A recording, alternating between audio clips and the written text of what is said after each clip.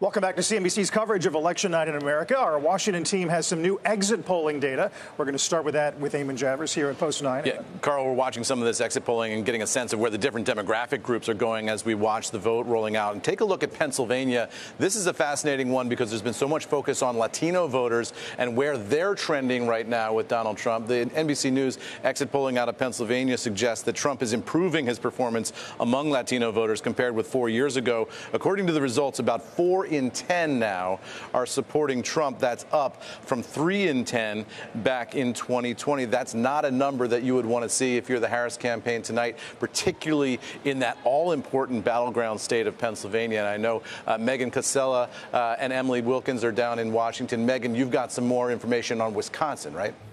Absolutely. Eamon, as we're talking about demographics specifically in these battleground states, the exit polling on Wisconsin has some really good news for the Trump campaign. Trump roughly doubled, or actually more than doubled, his black support in Wisconsin. He had taken about 8% in 2020 and now about 20%. So a 12 percentage point increase in that all-important demographic of black voters in Wisconsin specifically. This is something that has been playing out nationwide. We were reporting this down in Georgia last week, but these are, huge swing voters that have been shifting more towards Donald Trump. The Harris campaign thought they had kind of quieted some of that, but at least in Wisconsin, we're seeing that the shift really was real. And Emily, you've got more in Pennsylvania.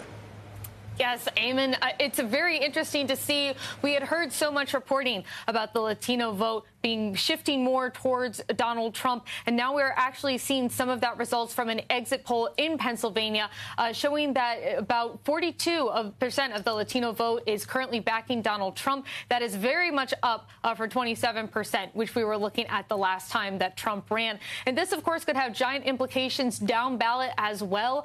There's a very key Senate race there, as well as a number of really key House races in that state of Pennsylvania. And some of them have Latino-heavy districts. And so this could really have a bigger impact on instead of just the presidential.